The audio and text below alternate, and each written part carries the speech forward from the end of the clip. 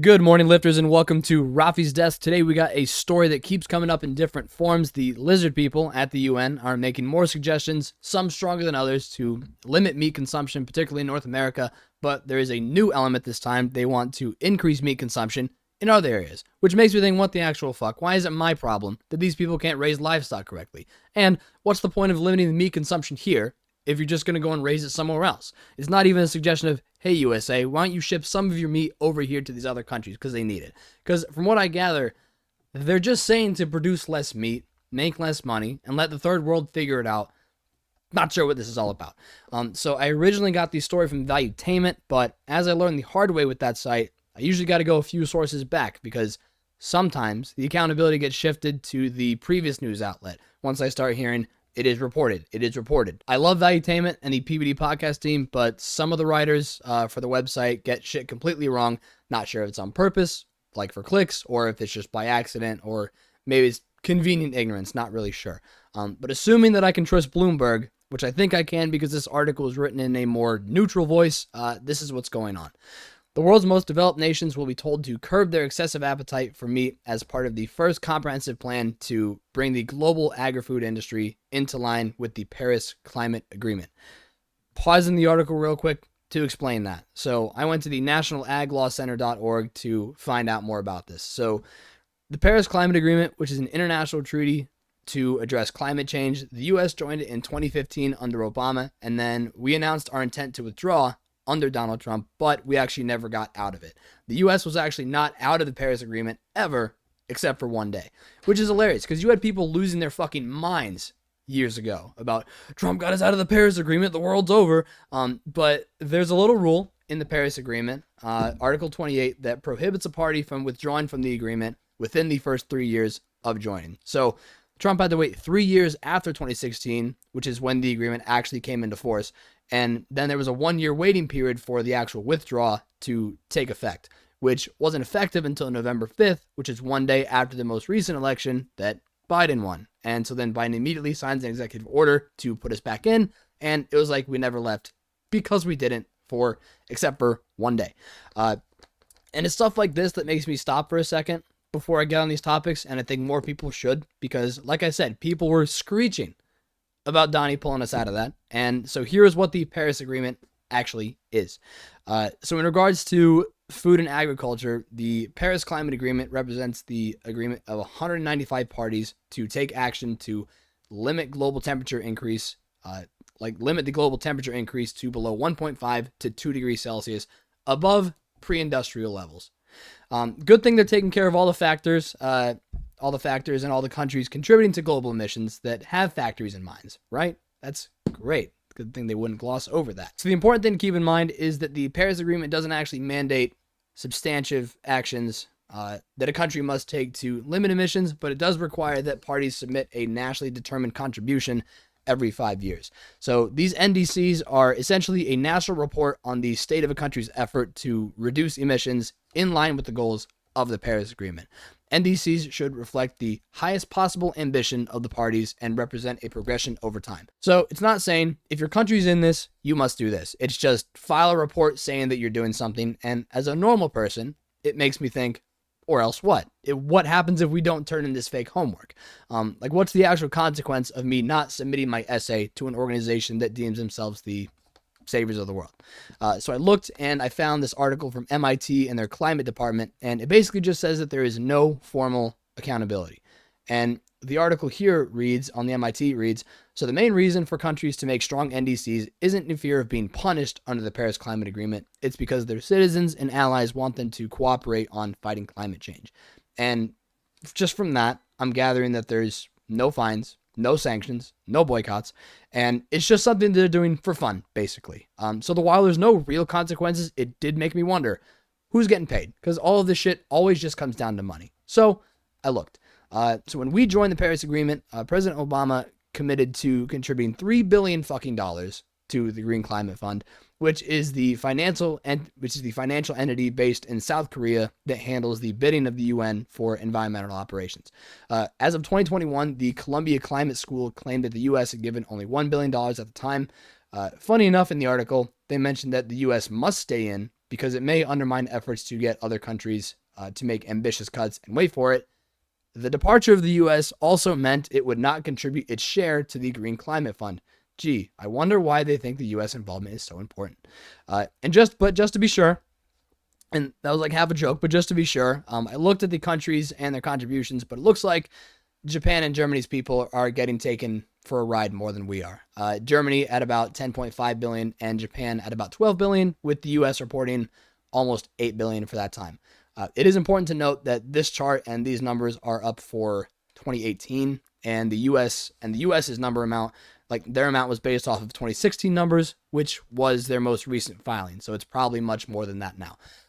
Nothing jumped out immediately when I looked at the 24 board members of the Green Climate Fund. But if I do see anything, I'll probably make a separate episode or something, because even just looking at the Paris Climate Agreement was a huge sidetrack. But I think it was a necessary explanation to understand where all this is coming from. But just to recap, Paris Agreement doesn't have any real consequences for not filing the report, and the people at the Green Climate Fund are handling a lot of money, billions, that could easily get misappropriated and no one would notice. I'm not saying it's a racket. I'm just saying it has the very easy potential to turn into a racket. Anyway, back to the Bloomberg article discussing the meat consumption in particular. Since it was just one sentence from earlier, I'm just going to go from the top. The world's most developed nations will be told to curb their excessive appetite for meat as part of the first comprehensive plan to bring the global agri-food industry into line with the Paris Climate Agreement. The Global Food Systems Roadmap to 1.5 Celsius is expected to be published by the United Nations Food and Agriculture Organization during the COP28 summit next month. Nations that overconsume meat will be advised to limit their intake, while developing countries, where underconsumption of meat adds to a prevalent nutrition challenge, will need to improve their livestock farming, according to the FAO. And as I mentioned earlier, this is interesting. This was interesting to me, so I'm going to restate it. Because of the underconsumption by brokey countries, they're actually going to improve their livestock farming so they can consume more. And back to the article, from farm to fork, food systems account for about a third of global greenhouse gas emissions, and much of that footprint is linked to livestock farming, a major source of methane, deforestation, and biodiversity loss. And although non-binding, the FAO's plan is expected to inform policy and investment decisions and give a push to the food industry's climate transition, which has lagged other sectors and commitments. The guidance on meat is intended to send a clear message to governments, but politicians in richer nations typically shy away from policies aimed at influencing consumer behavior, especially where it involves cutting consumption of everyday items. And as much as I don't enjoy some of the things that our politicians do, I am thankful that they don't bend down to these people right away. They shy away from influencing consumer behavior, because stuff like this is fucking insane. They at least would have the decency to threaten companies in private, so it looks like it's just market forces. Like with the whole Twitter and Facebook thing. Government agencies made vague threats or direct threats. But the main thing was that they contacted these companies directly and said, hey, don't show these topics, don't amplify these people, or else there might be some regulations headed your way, or we'll find something on you. And we thought it was just the companies being soft and scared. It's that easy. Thankfully, our overpaid overlords have the spine to not fuck with the meat, except for some mayors apparently, but New York's mayor's in a whole lot of other trouble now. And again, the article says politicians in richer nations. Yeah, we have the facilities to produce and preserve a ton of meat that we also consume. We have meat, they don't. Tough shit. Back to the article. Livestock is politically sensitive, but we need to deal with sensitive issues to solve the problem, said Danush Dinesh, the founder of Climb Eats, which works to accelerate climate action in food systems. If we don't tackle the livestock problem, we are not going to solve climate change. The key problem is overconsumption. So I looked into Climb Eat and Mr. Dinesh, and he's been involved in environmental safety for a while now, starting with water treatment, I believe, in India. And also as well as advisory roles and fellowships at universities, stuff like that. Just took a look at his LinkedIn. And from what I understand off of Climb Eat's website, they deal with the processes to which food gets harvested / made. So like where the power is sourced from, livestock conditions, things of that nature, seems to be where they do their business and their fixing. He also used to have a UN role, according to Our Team page, so I'm sure he's got a pretty decent connection and possibly getting some of the money that's flowing in. Back to the article. The average American consumes about 127 kilograms of meat a year, compared with 7 kilograms in Nigeria and just 3 kilograms in the Democratic Republic of the Congo, according to the FAO data. The Eat Lancet Commission recommends people consume no more than 15.7 kilograms of meat a year. Yeah, of course, Nigeria and the Congo consume about 73 kilograms of meat in a year. I don't even think that's true. That seems very low. Because I mean, look, Nigeria they have cattle. I'm sure they eat them. But you know, that's probably, it seems like, just at a first glance, it just seems like that's a problem. They don't have the meat, so they don't eat it. Again, not our problem or our fault. And the commission's recommendation is 15.7 kilos. That is 34 pounds of meat in a year, entire year. And that's not even just a red meat recommendation like you see with some of these other studies. That's just meat, period. I pissed 30 pounds of meat if you don't count the kidney stones. Like, what is this shit? We have the meat, we make the meat, we eat the meat. Them not eating meat that they don't have is not our problem. I could even understand hey, so based off of these figures of food waste for the past couple of years, would you be willing to send some of that to our boys in Nigeria and the Congo? That would at least make some sense, balance it out, sure. The Rome-based UN agency tasked with improving the agricultural sector nutrition is seeking to strike a balance between the climate transition and ensuring food security for the global growing population. So, as well as calling for less meat consumption for the world's well-fed, the plan would also encourage farmers in developing countries to bolster productivity of their livestock and supply more sustainably. Again, they're not even taking from the richer companies Again, they're not even taking from the richer countries and giving to developing countries. It's just, hey, rich countries, you stop, we'll increase consumption in the brokey countries. And other recommendations will cover issues from how farmers adapt to an increasingly erratic weather to tackling key sources of emissions like food waste and post-harvest loss or fertilizer use, according to the FAO. The plan will be rolled out in 3 parts over the next few years to eventually include country-specific recommendations. The roadmap has the potential to offer a shared direction of travel for livestock companies and their investors, mirroring the role of the International Energy Agency's net zero document for the energy sector, according to the FAIR initiative, which is an investor network focused on intensive animal production. This roadmap is needed to bring clarity to both companies and investors so that they can plan for the transition, said Sofia Condes, head of investor outreach at FAIR. The longer companies wait to act, the more drastic and potentially disrupted the transition. And back to what I said earlier, this agreement is essentially just turn in your homework, but if you don't, there's no consequences right now. That's what it is. But when one of these goons says something like, the longer companies wait to act, the more drastic and potentially disruptive the transition, that leads me to believe that while it is all just fake fairy dust right now, that there may be something crazy down the line, like a crazy mandate and extreme consequences for companies or individuals that don't fall in line. Not like any country's ever done that before.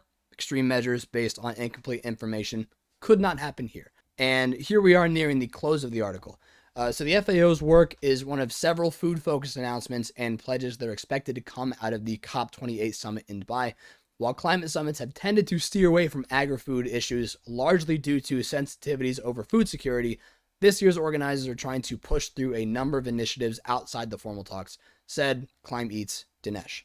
I see more people coming, more events, more activities around food systems, he said. The UAE have called on governments to sign a declaration committing to food transformation into their national reduction and adaptation plans.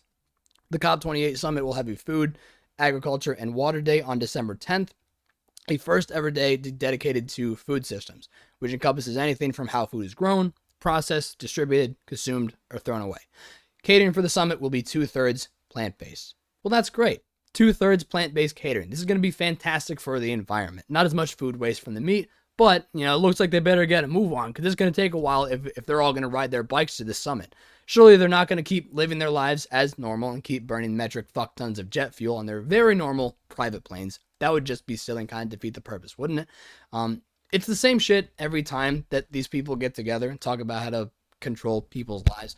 But luckily, I haven't seen many changes that force me to adjust my eating habits, aside from normal inflation stuff or the egg price gouging. But speaking of that, eggs went back down. That was really nice to see. That shit was like $4 or $5 a dozen. But I went into Aldi for the first time, I think like last week, and they were like $1.40, something like that. Still not as cheap as they used to be over there, but it ain't $4. That's not too bad, right? So we're about to head out of here. But as much as topics like this infuriate me, I like to look into these a little closer because usually it's not as bad as the headline that somebody writes. And I've been a little careless and repeated / reposted headlines that weren't all the way true, or if they were sensationalized a little too much. And if I had taken a few minutes to look a little further, it wouldn't have invoked such a strong emotion, which is what happened here. Because it's like, the UN is going to mandate all this stuff. And it's like, no, they're just adding more fake rules to their fake document. But that's not to say that it could be, 1984 type shit later. So I think that's going to be one of my main goals with current events and just the podcast in general, like when I cover that stuff. Just looking further into things. Like, I'm going to make some jokes, blow some things out of proportion for a comedic effect because it's fun. But overall, just want to present more information than what a particular outlet might let on. Anyway, really appreciate you tuning in. Let me know in the Spotify or the YouTube feedback what you liked or disliked about the story or my presentation of it. Hope you have a good week. I think this is coming out Sunday, so Monday tomorrow. New week. Let's go. See you next time.